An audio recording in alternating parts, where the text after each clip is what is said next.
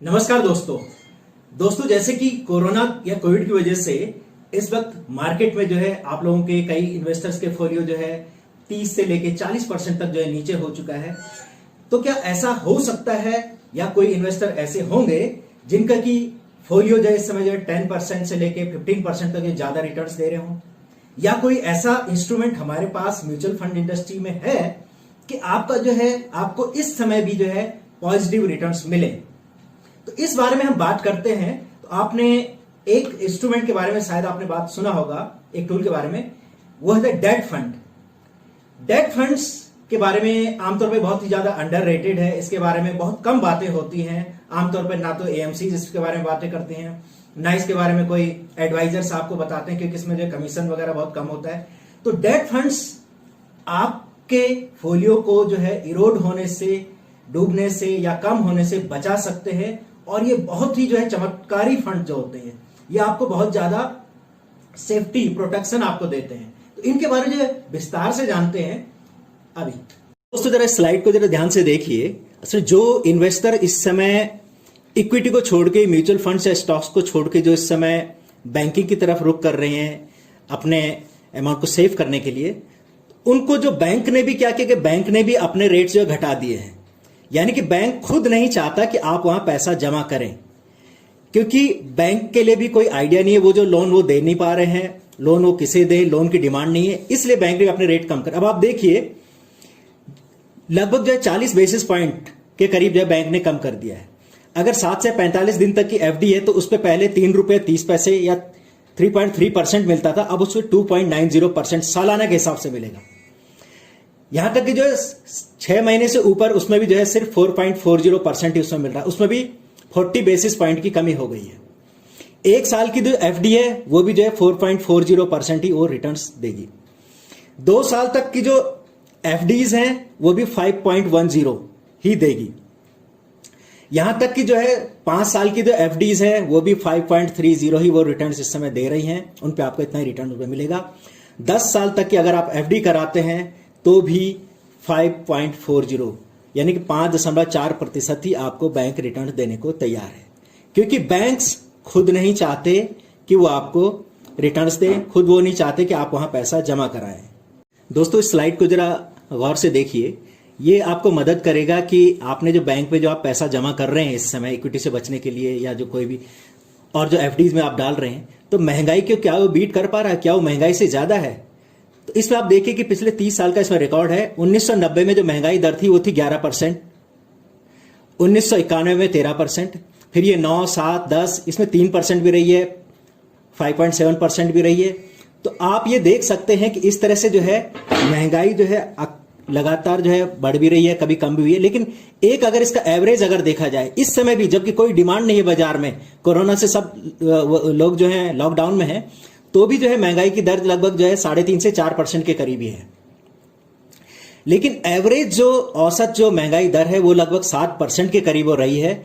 और हमारे एफडीज जो हैं और सेविंग जो अकाउंट्स जो है वहां पे जो हमको जो रिटर्न्स जो मिल रहा है वो लगभग 2.25 से लेके 5.5% के करीब मिल रहा है। यानी कि बैंक में जो आप पैसा लगा रहे हैं वो तो पूरा जोखिम में है, यानी कि वो निगेटिव ग्रोथ दे रहा है। अगर वो 7% से ज्यादा ग्रोथ अगर आपका बैंक नहीं दे रहा है, इसका मतलब वो निगेटिव, इसका मतलब वहां पे नुकसान है, क्योंकि महंगाई उससे तेजी से बढ़ रही है। तो जैसा कि एसबीआई के चेयरमैन श्री रजनीश कुमार ने भी कहा था कि हमें आपके पैसे की जरूरत है ही नहीं इस समय लोग एफडी करा रहे हैं तो हम उन्हें नहीं दे पा रहे। तो दोस्तों जैसे अभी 2-3 आपने स्लाइड देखी जिसमें कि बैंक जो अपने एफडीज और सेविंग पे जो रिटर्न्स दे रहा है, तो लगभग 2.25 से लेकर 5.5% तक ही रिटर्न दे पा रहा है। तो अब जैसे मैंने कहा कि क्या कोई इंस्ट्रूमेंट है म्यूचुअल फंड्स में या कहीं भी जो कि इस महंगाई को बीट कर सके और आपका पैसा लगभग सुरक्षित रहे। तो ये इसके बारे में थोड़ा सा मैं बताना चाहता हूं। तो इसको कहते हैं, आपने शायद सुना भी होगा, डेट फंड्स। डेट फंड्स का मतलब होता है कि ये government securities, bonds, debentures, CDs, treasury bill, इनमें ये जो है इन्वेस्ट करते हैं और लगभग ये जो है सुरक्षित होते हैं।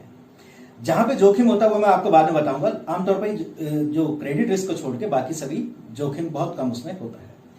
तो तो आप बहुत अच्छे इसमें रिटर्न्स ले पाए, आपका पैसा इस समय भी सुरक्षित रहे, जबकि बाजार में जो लोग हैं 30% 40% नुकसान पे उनका फोलियो चल रहा है।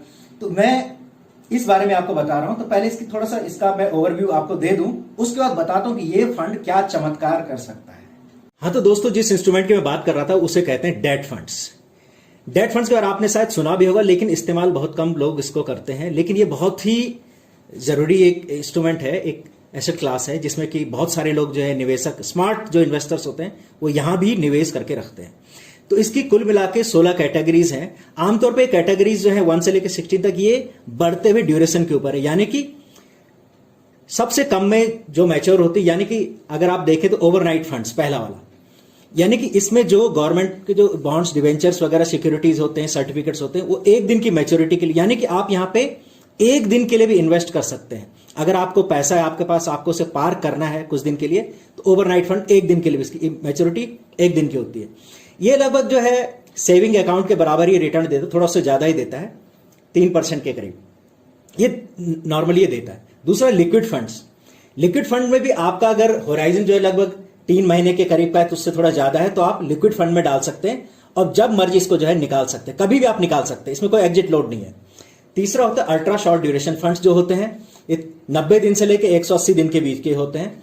तो इनको भी ऐसा नहीं कि आप निकालने को इसमें जो कभी भी आप इसको रिडीम कर सकते हैं, दूसरे दिन तीसरे दिन भी, लेकिन नॉर्मल इनके जो पेपर्स की जो मैच्योरिटी होती है वो लगभग 90 से लेके 180 दिन के बीच में होती है। एक जो है बीच में मझोले उसका जो आते हैं, इसे कहते हैं लो ड्यूरेशन फंड्स, यानी कि 6 महीने से 12 महीने, 1 साल के बीच में जो है, इसमें आप जो है इन्वेस्ट कर सकते हैं, अच्छे खासे रिटर्न्स देते हैं। लगभग जो है इस समय तो अगर आप ध्यान दें तो कुछ बहुत सारे लो ड्यूरेशन फंड्स ने नॉर्मली ये 7.5 से लेके 8.5% तक भी इन्होंने जो है रिटर्न्स इसमें दिए हैं, और इसमें मैच्योरिटी बहुत ज्यादा भी नहीं है और इसमें रिस्क भी बहुत कम है।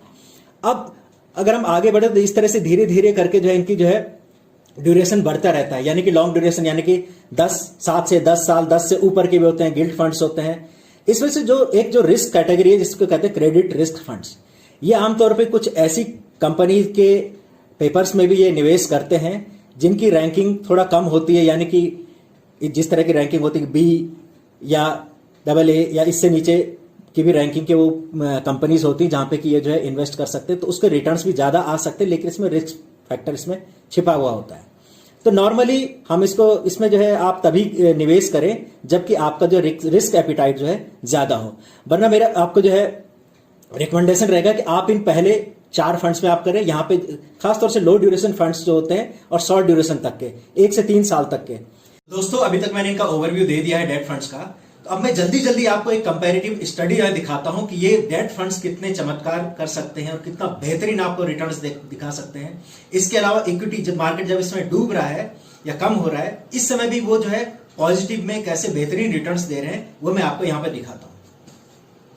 तो दोस्तों मान लिया कि यहाँ पे आपके पास 10 लाख रुपया इन्वेस्ट करने के लिए, या ये 10 लाख 10,000 भी हो सकता है, 1 लाख भी हो सकता है, 10 करोड़ भी, लेकिन हमने 10 लाख यहाँ पे सुविधा के लिए लिया। अब आप इक्विटी से बचने के लिए, यानी मार्केट से बचने के लिए आप जो है, अगर फिर आप कहां जाते हैं? बैंक की तरफ।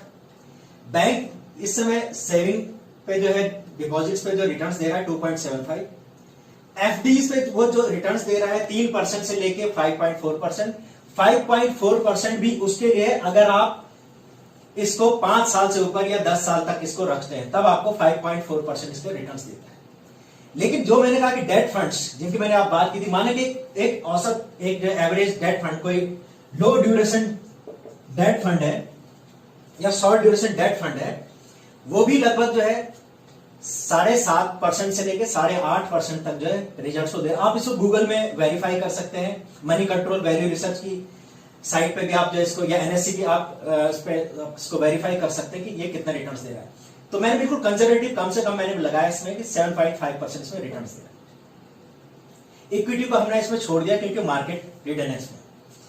तो आप अगर इसको आप 5 साल के लिए अगर आप बैंक में 10 लाख रुपए को रखते हैं, तो वो अमाउंट आपका हो जाता है 11,45,000। अगर आप वही अमाउंट 10 लाख को आप एफडी में रखते हैं तो वो हो जाता है 13 लाख, 13 लाख। और अगर वही अमाउंट अगर आप किसी अच्छे डेट फंड्स में रखते हैं, डेट फंड्स में बहुत सारी कैटेगरीज होती हैं, किसी लो ड्यूरेशन या शॉर्ट ड्यूरेशन में रखते हैं तो वो हो जाता है 14.36 लाख, यानी कि 14,36,000। अब इसी 10 लाख को अगर आप 10 साल के लिए रखें तो सेविंग अकाउंट पे वो 10 लाख हो जाता है 13.12, 13,12,000। एफडी में अगर बहुत मैक्सिमम रिटर्न देता है 10 साल के लिए तो वो 10 लाख का हो जाता है 16.9 लाख। अगर आप डेट फंड में रखते हैं तो वो हो जाता है 20,61,000। यानी कि आप इधर देखिए जो डिफरेंस आपको जो दिखाई देगा इसमें, तो बैंक से लेके और इधर डेट फंड्स के बीच में अगर आप 5 साल के लिए बैंक में रख रहे हैं तो 11,45,000, एफडी में रख रहे हैं तो 13 लाख और डेट में 14.36 लाख।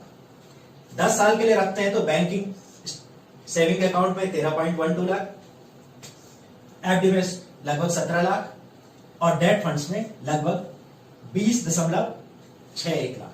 यानी कि जो अमाउंट सेम है, रिस्क भी बहुत मामूली सा है, इसके बावजूद भी जो है डेट फंड्स जो है आपके सेविंग के मुकाबले लगभग 7 लाख ज्यादा कमा के देता है और आपके एफडी के मुकाबले ये लगभग 4 लाख रुपए ज्यादा प्रॉफिट देता है। तो आप दोस्तों आप देख सकते हैं कि कंपैरेटिव स्टडी में आपने देखा कि किस तरह से जो है डेट फंड्स बहुत ही बेहतरीन रिजल्ट्स देते हैं। और ये सबसे बड़ी बात कि जैसे मैंने कहा कि महंगाई की दर जो है 4%, 5% और एवरेज जो महंगाई की दर 7% रही है, तो आपका जो एफडीज से के मुकाबले सिर्फ डेट फंड्स ही जो है जिसमें कि रिस्क भी कम है, जो कि बाजार के जोखिम भी जिसमें कम है, इसके बावजूद जो है महंगाई की दर को बीट कर पा रहा है, वो भी इस समय जबकि मार्केट की हालत बहुत खराब है, इकोनॉमी की हालत बहुत खराब है। और सबसे बढ़िया बात जो डेट फंड्स में एक होती है जो मैंने अभी बताई नहीं है कि जैसे जैसे बैंक के रेट्स जो घटते हैं, इंटरेस्ट रेट जैसे घटते हैं, डेट फंड्स उतना बेहतरीन रिजल्ट्स देते हैं। अगर आप इसमें किसी लो ड्यूरेशन के अगर आप देखें रिजल्ट्स तो उन्होंने लगभग जो है 8.5, 8.9, 8.7 तक के इसने रिटर्न्स दिए हैं। अब जहां तक जोखिम की बात है तो एक जोखिम सिर्फ ये होता है कि जैसे क्रेडिट रिस्क फंड्स हैं तो उस वहां पे जो डिफॉल्ट हो सकती है, कुछ पेपर्स उनके डिफॉल्ट हो सकता है कि वो कम रिटर्न्स दें। दूसरा जो है रिटर्न होता है कि इंटरेस्ट का, अगर इंटरेस्ट बढ़ जाता है तो थोड़ा सा जो है जाहिर है कि डेट फंड्स के थोड़ा सा रिटर्न्स कम हो जाते हैं। लेकिन आमतौर पे डेट फंड्स बहुत कम ऐसा हुआ है शायद 30-35 साल के इतिहास में कि शायद कोई से 3-4 महीने तक ही इन्होंने जो है कम रिटर्न्स दिए होंगे, अदरवाइज ये एवरेज से बेहतर रिटर्न्स में देते हैं। तो दोस्तों आपको आज जो एक नए इंस्ट्रूमेंट के बारे में पता चला, एक नई एसेट क्लास के बारे में आपको पता चला। आपको वीडियो कैसा लगा प्लीज मुझे जरूर बताएं। आपका बहुत बहुत बहुत बहुत धन्यवाद।